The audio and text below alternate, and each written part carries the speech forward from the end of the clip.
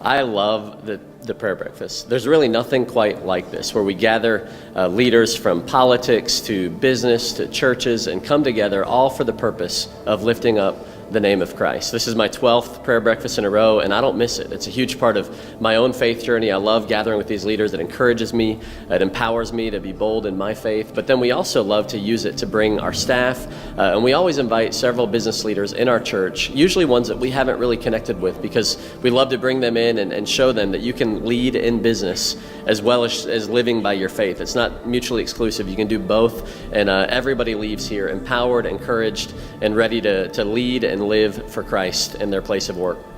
I've been involved for the last 14 years, but the most important thing is to give our community an opportunity to come together in prayer with the leadership, and at the same time collaborate on how we can tear down the walls that have been built and rebuild those walls with bridges that would enhance and incorporate our community in unity.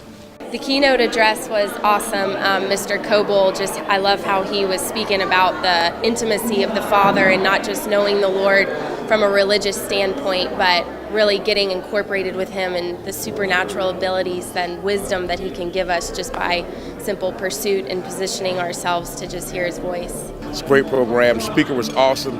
Amazing breakfast. I mean, this is a great thing. We put in Christ, business community, and municipal community together. It's a wonderful, wonderful, wonderful event.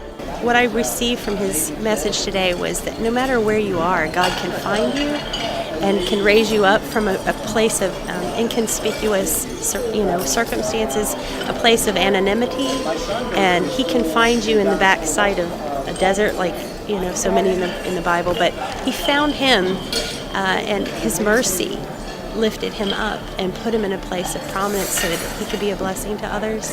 And I felt like that he was blessed to be a blessing. That really spoke to me as a person who would love to bless others in the same measure.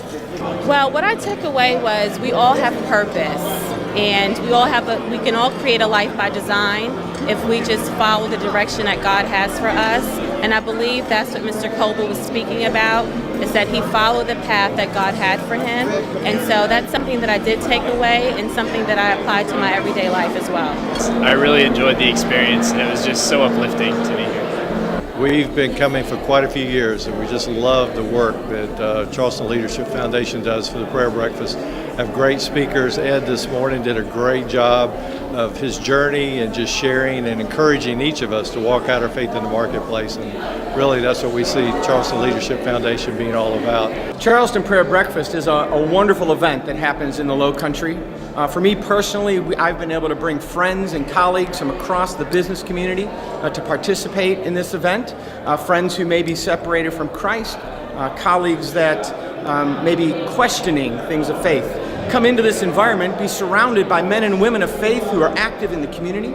Opportunity for us to gather, to pray about the things in our heart, to pray about the things that matter in our community, pray for our leaders, our industry, our commerce, that we might be godly, that we might see God's favor in our land, and especially that we might see God bring revival to our area again.